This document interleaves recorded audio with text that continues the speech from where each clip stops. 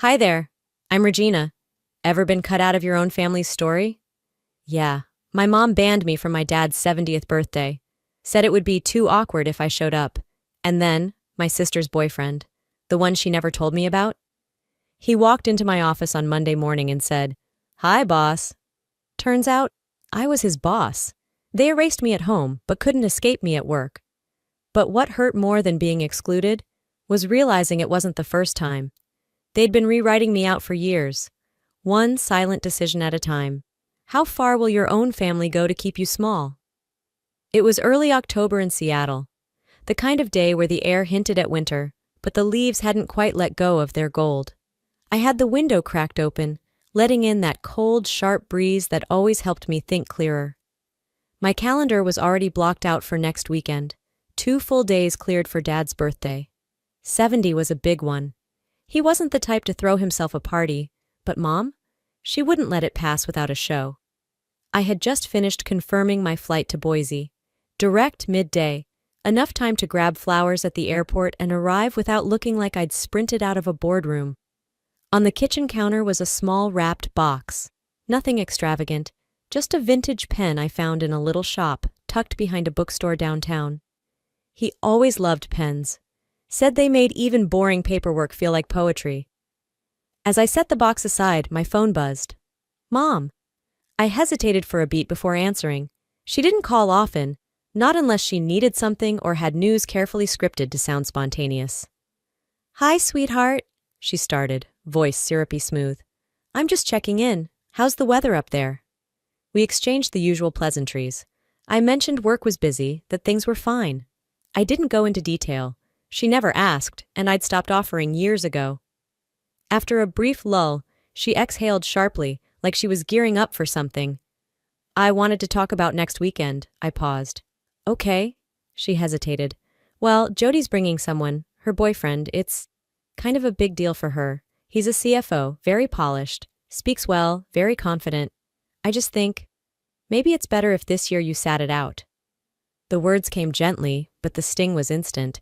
I didn't say anything. "I just think it might get awkward," she added. "You know how people compare." So there it was, not a request. A decision wrapped in concern. I'd seen this move before, one that looked polite on the surface but underneath was a full-body shove out the door. I kept my voice even. "Sure, I understand." There was a pause, long enough for her to notice I wasn't rushing to reassure her, to ease her guilt. Not that she had any. "Well, good," she replied too quickly. "We just want everything to go smoothly." I ended the call without saying much else. Then I sat down at the edge of the bed, feeling like a guest in my own family story. The clock ticked past 6. Outside, the sun was already slipping beneath the skyline, casting shadows over the hardwood floor. I stood up, grabbed my laptop, and opened Instagram. Jody's page was what you'd expect. Carefully filtered smiles, brunches in curated cafes, candlelit shots of her hand in someone else's. No names, no tags, just enough mystery to stir engagement. Not once had she mentioned a boyfriend. I figured she was keeping it private, but now it was obvious. She wasn't being discreet. She was being deliberate. I scrolled through her feed. Months worth of content, all gloss and symmetry. Not a single photo of Dad. No mention of me. No family. It wasn't just that I wasn't invited. I'd been erased. I clicked my screen shut and leaned back, my eyes unfocused. Somewhere in the kitchen, the coffee maker beeped softly, reminding me I'd left a fresh cup waiting. I didn't move.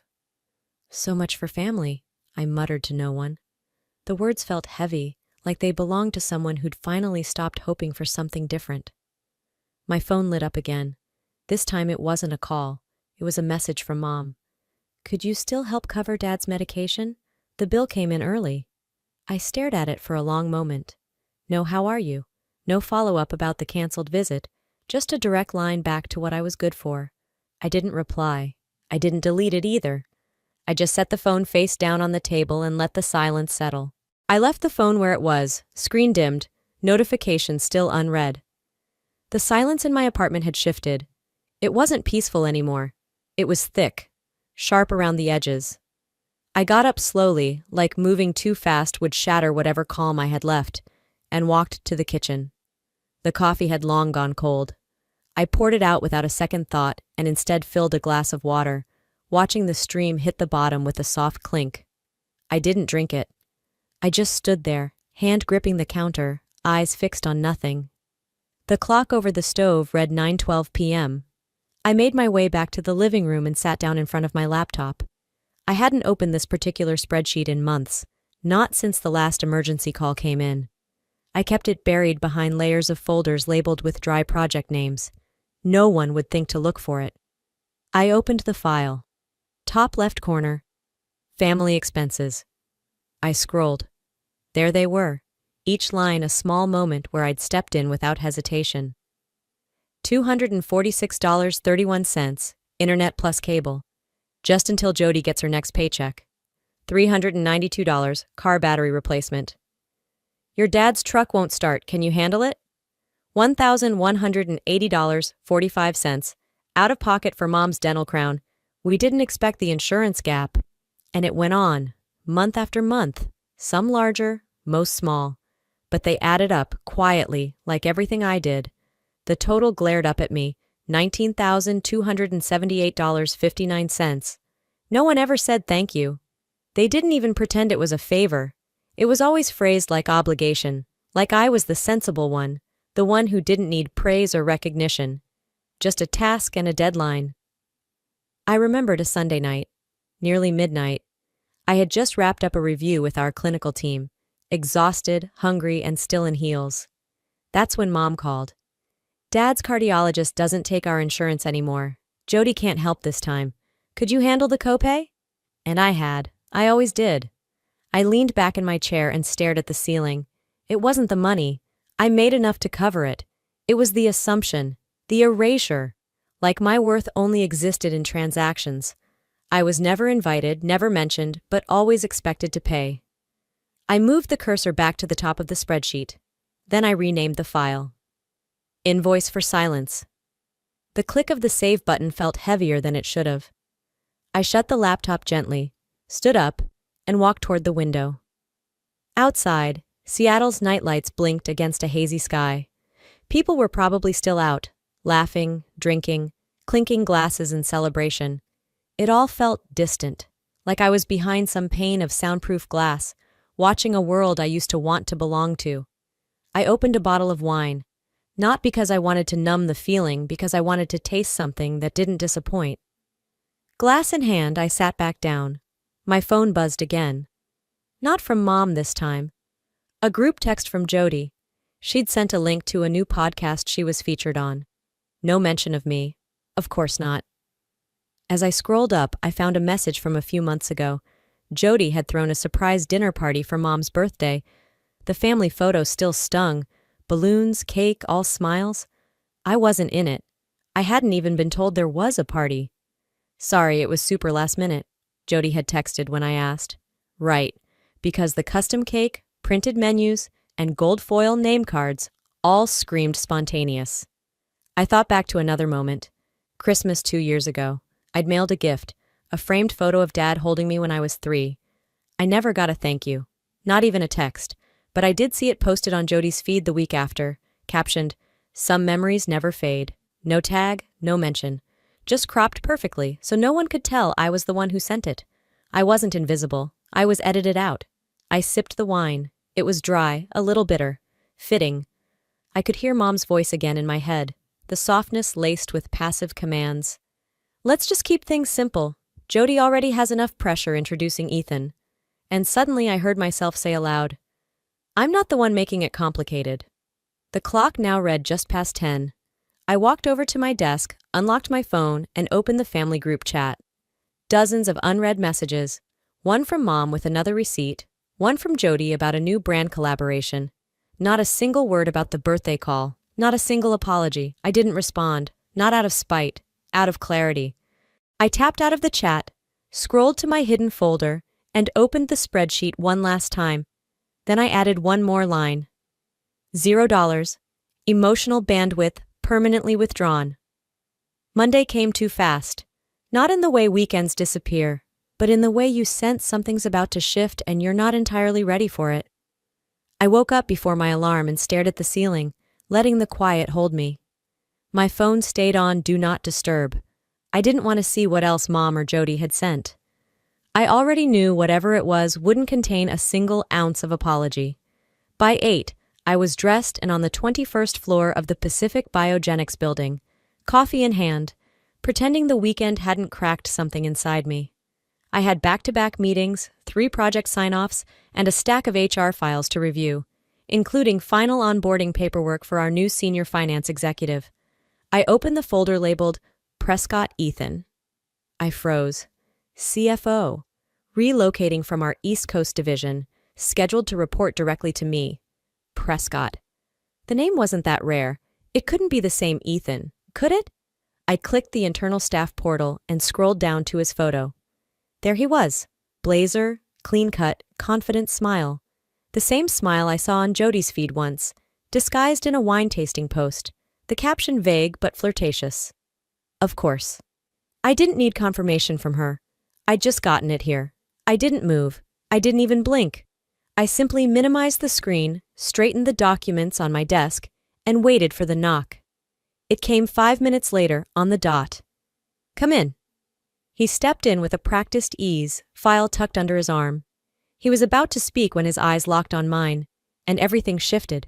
His smile faltered. His grip on the file tightened slightly. Regina? He said, more question than greeting. I kept my voice even. Welcome to Pacific Biogenics. He blinked. You're the COO? I nodded. That's correct. You'll be reporting to me directly. He didn't say anything for a beat, then cleared his throat. Right, hi boss. I gestured toward the seat across from mine. Have a seat. Let's walk through your onboarding. His body language screamed discomfort, but I didn't flinch. I kept my tone neutral, hands steady. I didn't ask if Jody had told him who I was. I didn't mention Boise. I didn't ask how long they'd been dating, or if she had ever spoken my name, because I already knew the answer. As we reviewed timelines and expectations, my thoughts stayed detached. I was performing, cool, efficient, professional. But beneath the surface, I kept replaying the phone call from Mom, the way she made it sound like my presence would ruin something, like I didn't belong. And now? Now the man they were so eager to impress was sitting in front of me, completely blindsided. He tried to recover. So, you and Jody, you're sisters? I nodded. Yes. Did she ever mention me? He shifted in his seat. She said you lived far away. That work kept you busy. I smiled, not warmly, not cruelly, just a firm, closed-lip kind of smile that ends conversations without words. That sounds like her. He looked down at the onboarding packet like it might offer an escape. I flipped the next page for him. Let's stay focused. I expect full transparency and detailed weekly reports, especially during Q4 planning. Understood? He straightened. Yes, of course. We finished the session in under 20 minutes. I stood to signal it was over, and he followed my lead, heading toward the door. As he stepped out, he glanced back, like he wanted to say something, but he didn't. Smart. I sat back down, checked my calendar, then opened our team chat to confirm his new profile had been added. A ping from HR popped up in real time. New hire orientation photos uploaded to shared folder. Out of curiosity, or maybe something closer to instinct, I clicked. There it was, a wide shot of the welcome event last Friday. Ethan, front row, drink in hand, beaming. Right beside him, partially out of focus but unmistakable, was my nameplate, Regina Warren, COO, just behind his left shoulder. He hadn't made the connection, not then, but now? Now he had no choice. 3 days passed, and I hadn't heard a word from anyone in Boise. Not from my mom, not from Jody, and certainly not from Ethan. The silence at first had been a balm, but by the third morning it felt loaded, like the air before a thunderstorm. I kept my focus tight, buried in back-to-back board reviews, but even as I sat through a budget call that Friday afternoon, I could feel it. Something was about to crack open. That evening, I got home later than usual.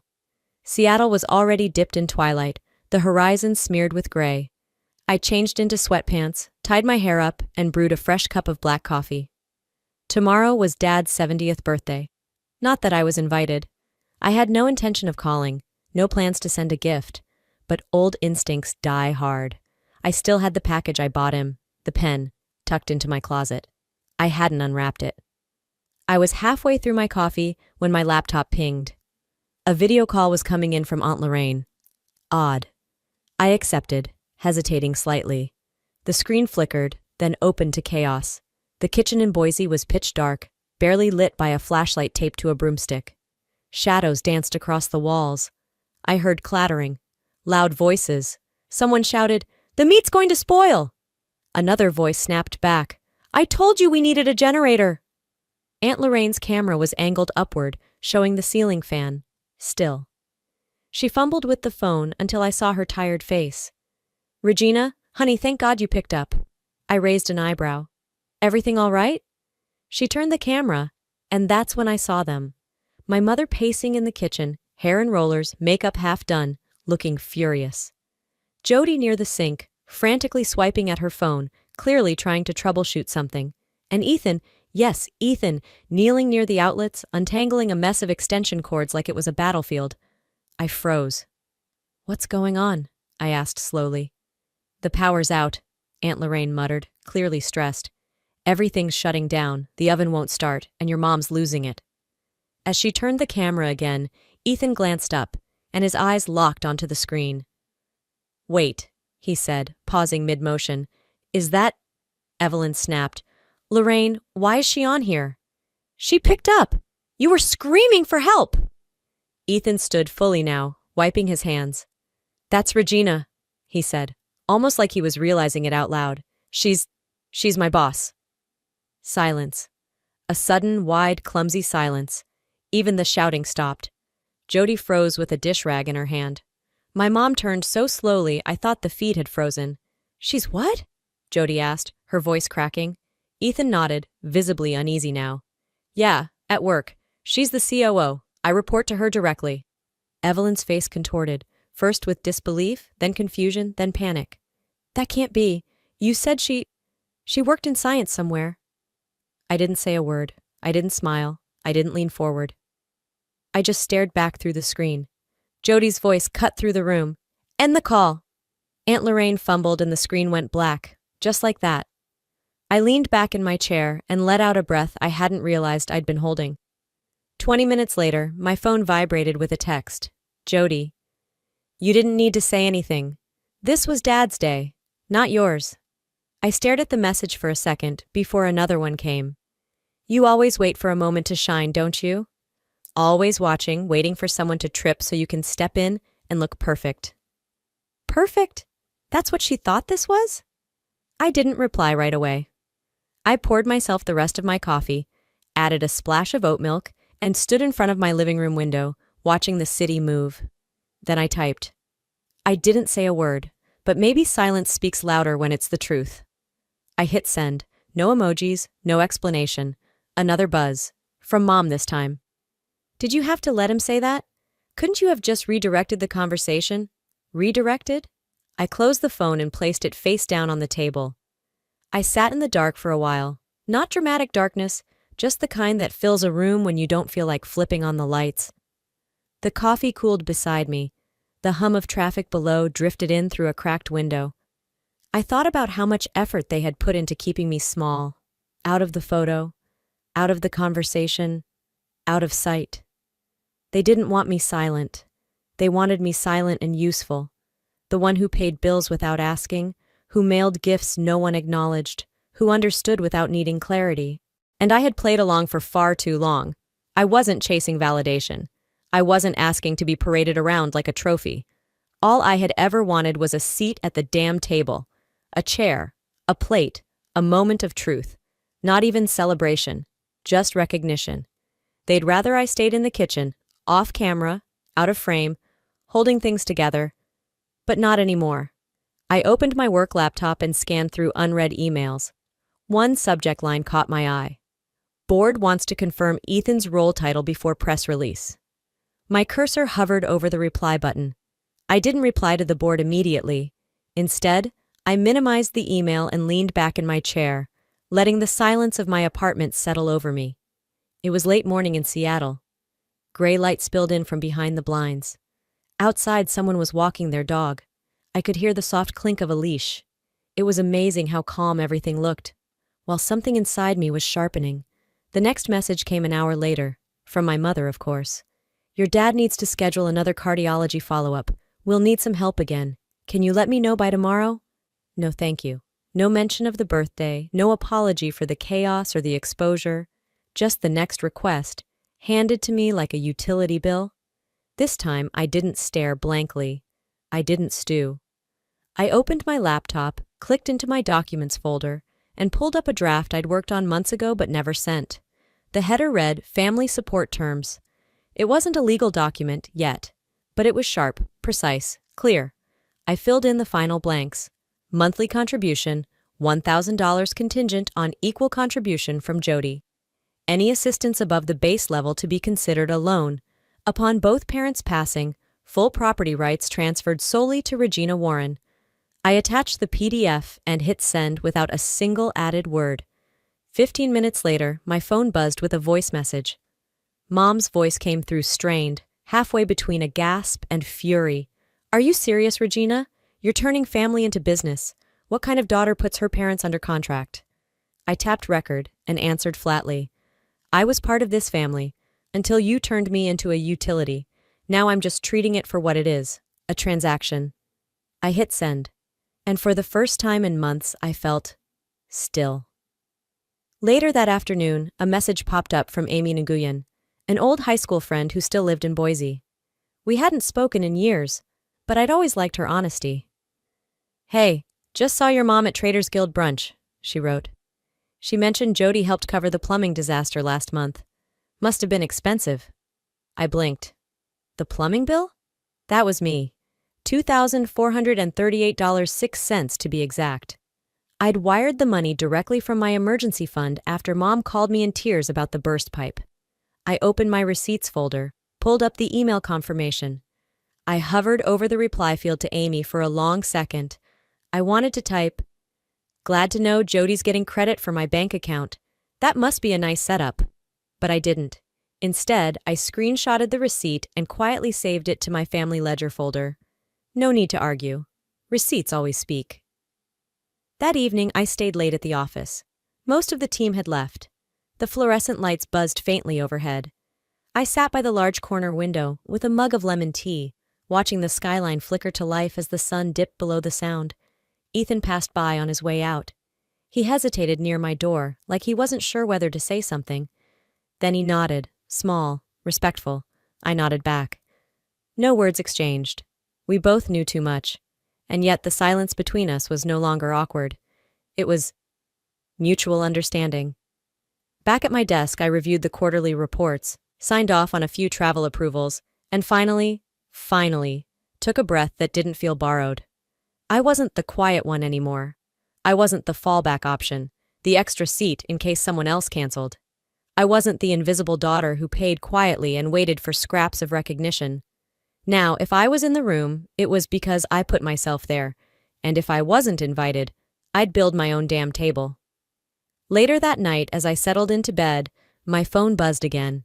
This time it was Jody. You're blowing everything out of proportion. Why are you doing this now? I stared at the screen. This wasn't her being confused. This was her being scared. For the first time, I was refusing to play my role, and when someone's used to you staying quiet, your boundary feels like betrayal. I didn't reply. Not yet.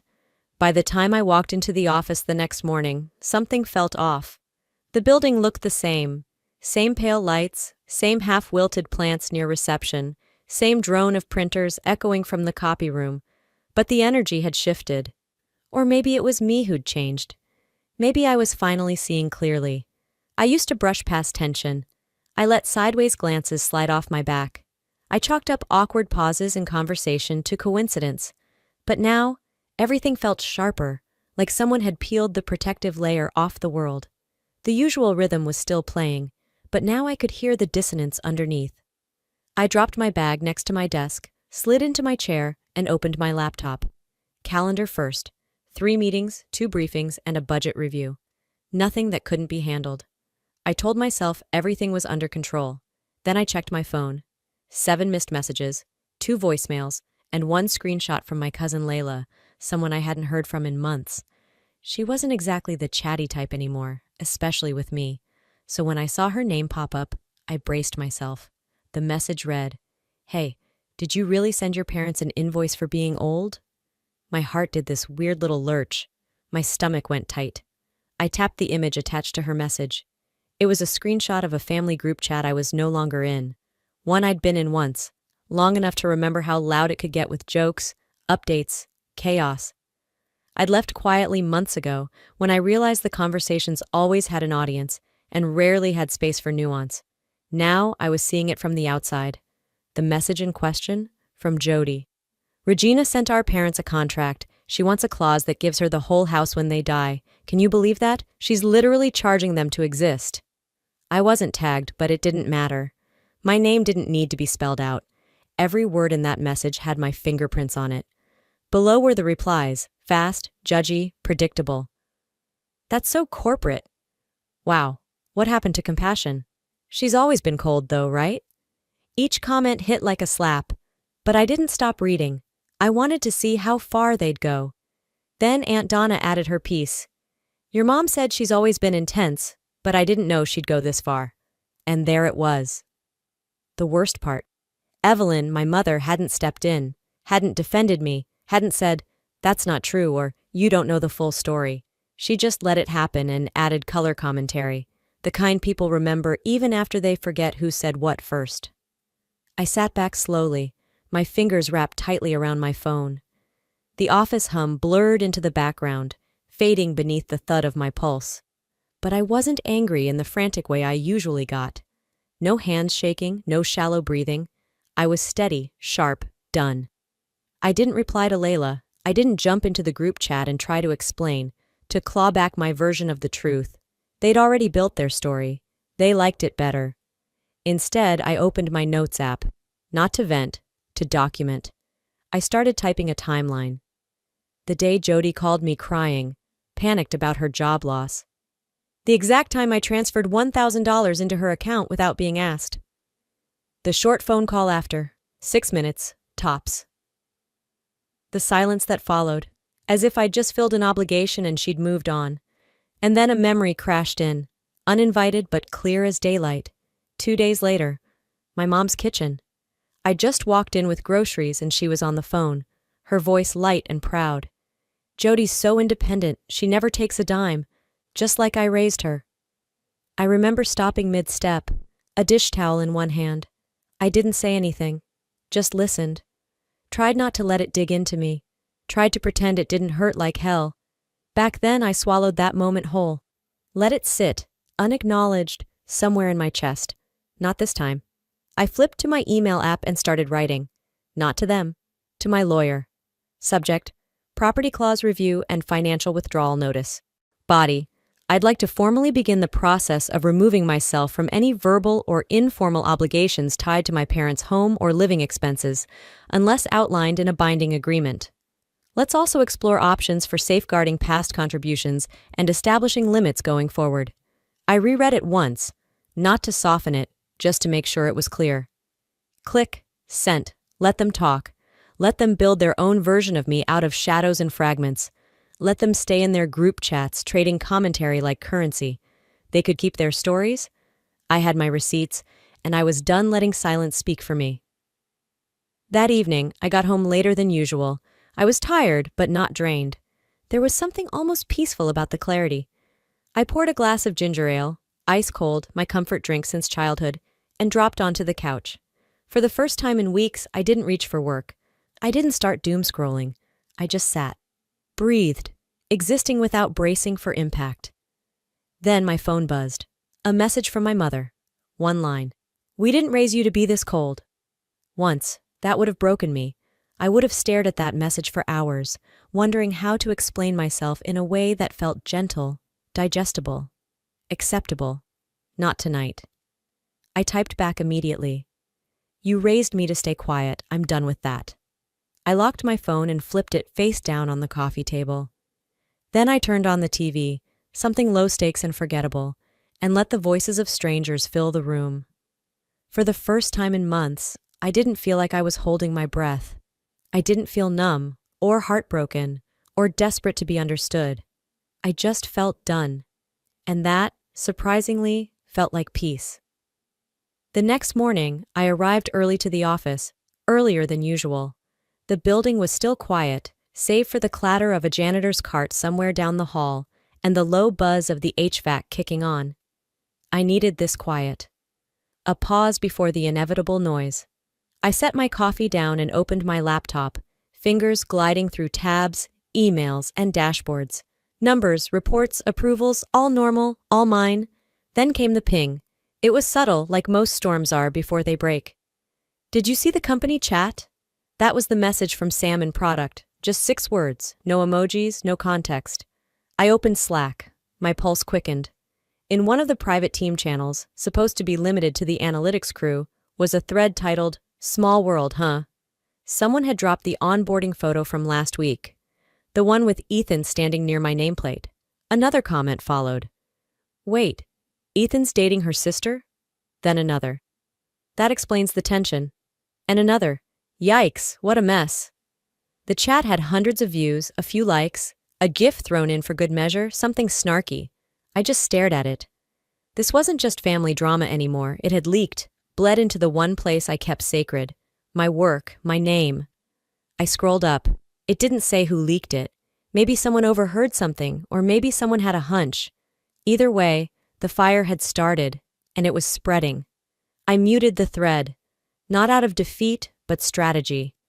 No one could say I'd joined the circus. Let them talk. Let them guess. By midday, I was knee-deep in a quarterly report when my phone buzzed again. It was Ethan. "Can we talk?" he wrote. I didn't respond. Not yet. Later that night after dinner, my curiosity got the better of me. I opened Instagram just out of habit, and there it was, a blurry shot from a restaurant in Boise. Jody and Ethan. Tense body language. His hand midair like he was explaining something. Her face turned away. I didn't have to be there to know what was happening. 10 minutes later, my phone rang. I let it go to voicemail. Then came the text. She saw the chat. She lost it. Accused me of embarrassing her. Said I ruined everything. He didn't add anything else. I waited. Then came the second text. I told her the truth, about you, that you didn't deserve what they've done. I didn't reply right away. I just stared at the screen, thumb hovering. Finally, I typed, "I never asked you to defend me, but thank you for seeing it." He responded with just one word, "Finally." Somewhere between the broken silence and the truth, a door had cracked open. Not long after, another message came, this time from Jody. It simply said, "You think you've won? This isn't over." No hello, no punctuation, just venom. I didn't open it. I didn't even blink. Instead, I stood up from my couch, walked over to the window, and looked out over the lights of Seattle. They had dragged me through years of quiet expectations, unspoken roles, and buried names. But now I was the one standing in the light. And if that made them uncomfortable, so be it. They were the ones who built the lie. I just stopped living inside it. The following morning felt strange. Not dramatic, just settled, like something had finally clicked into place. I brewed coffee in silence, let it sit a little too long, then poured it anyway. My phone rested on the kitchen island, quiet. No new texts from Jody, no guilt-ridden voicemails from Evelyn. Just the quiet hum of my own life, uninterrupted. Around 10 a.m., there was a knock on my office door. It was Ethan. He looked relieved, worn but lighter than I'd seen him before. No briefcase this time, no work pretense. Just a man who had finished something hard. "I told her it's over," he said simply. I didn't say anything right away. I walked over to close the door behind him and leaned back against it. He continued. "I told her I couldn't keep doing it, defending things I didn't believe, acting like loyalty meant covering for someone who erases people instead of owning anything." He met my eyes. "I should have asked more questions. I should have asked about you."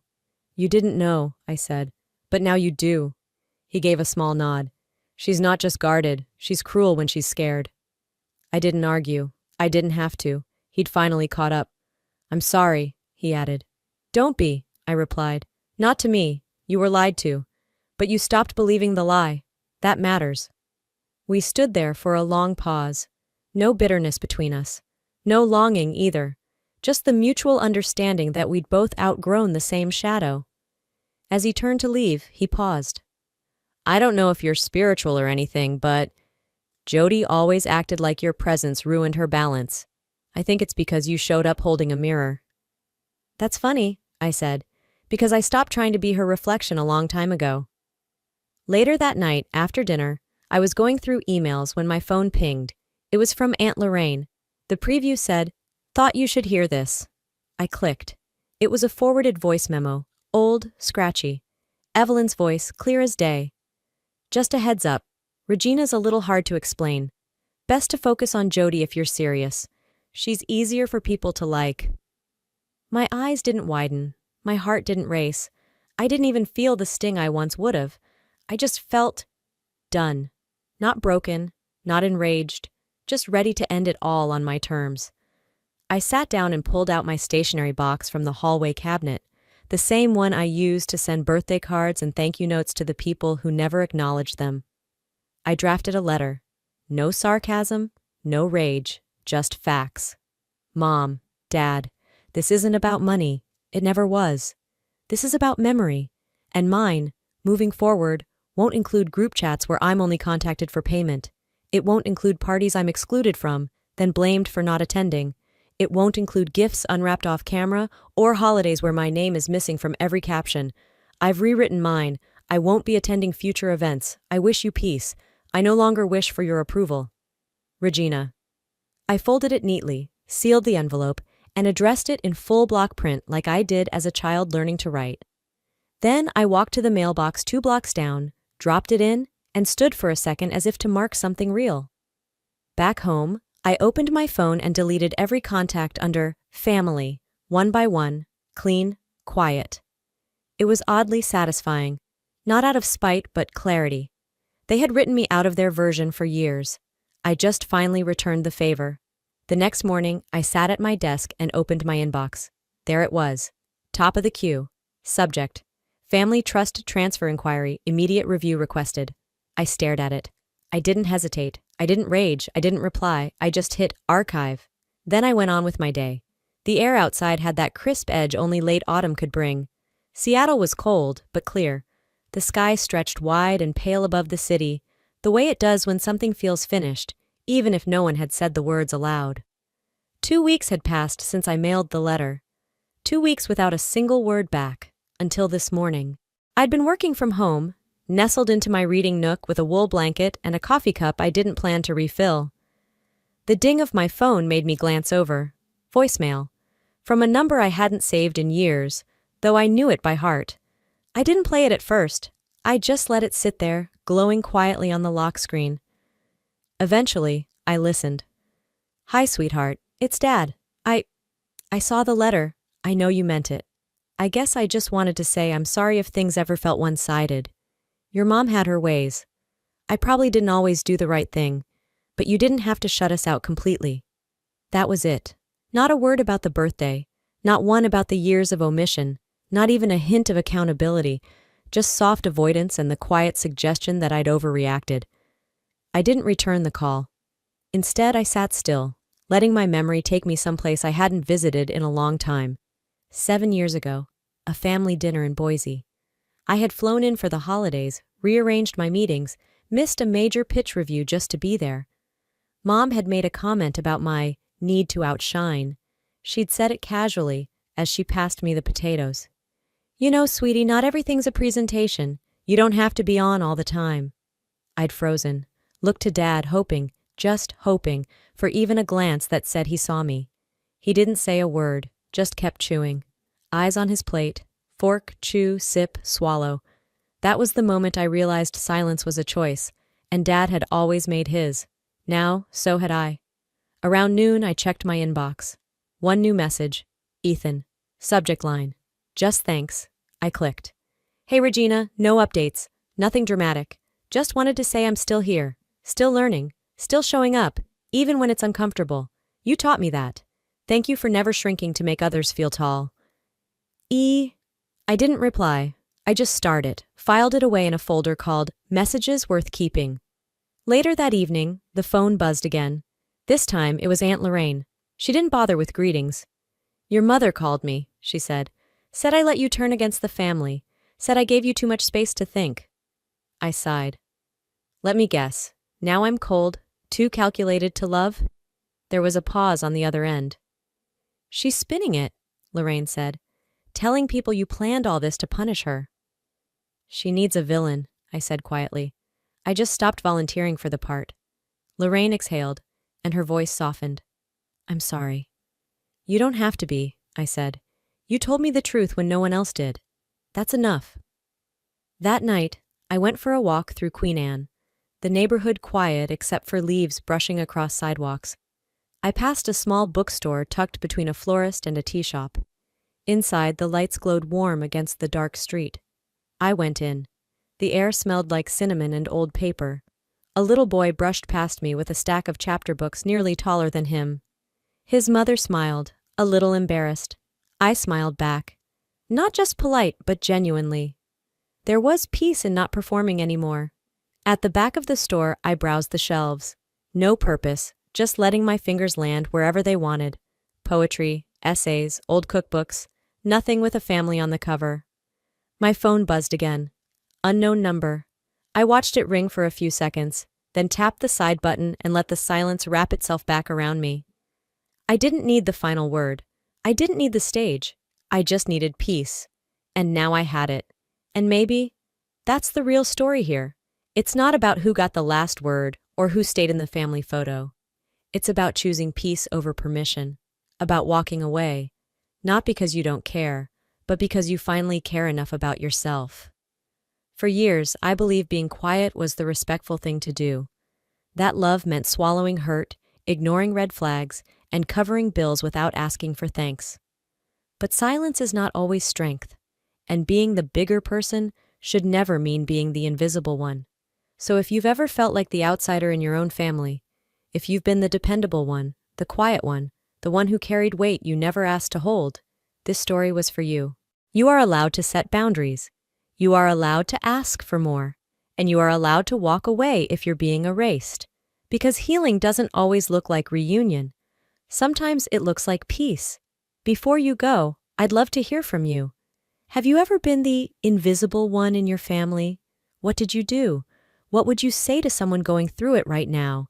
If this story touched something in you, drop a 1 inch in the comments, or tell me what city or state you're watching from. I read every reply. And hey, if you didn't like this story, let me know why. I value honesty. Tell me where you're tuning in from and what kind of stories you do want to hear. And if you want more real, raw, and reflective stories like this one, don't forget to hit that subscribe button. Your support helps keep these voices alive. Thanks for being here.